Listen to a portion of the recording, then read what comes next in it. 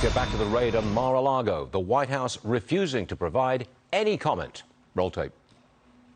Is this administration weaponizing the Justice Department and the FBI against political opponents?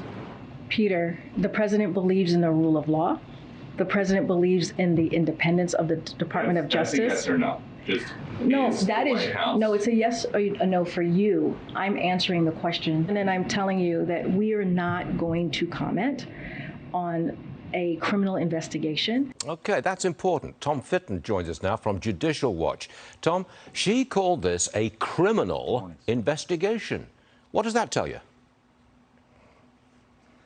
Well, it tells us that the White House is being dishonest. They've been pushing that Trump be investigated. They've been leaking that they've been unhappy with the pace and the approach that Garland has been taking.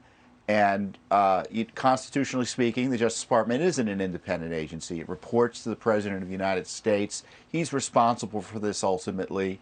And the idea that there would have been a raid on a former president, his home, with weapons, without the White House being kept apprised is just doesn't sound credible to me.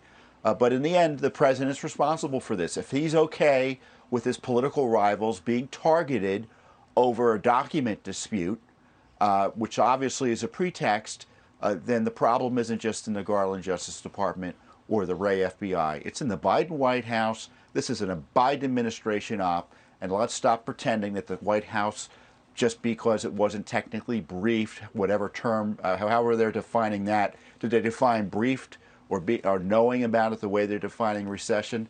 Please spare me.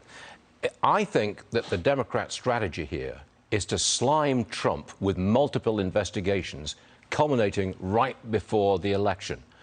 You agree with me? I do. And I know we're asking for the basis for this raid, and we know there are going to be documents, and we know that there's someone at the FBI is going to say this is a serious issue, and the judge rubber stamped it. But it's not about the substance of the raid. It's about the fact that it took place, and there's this process.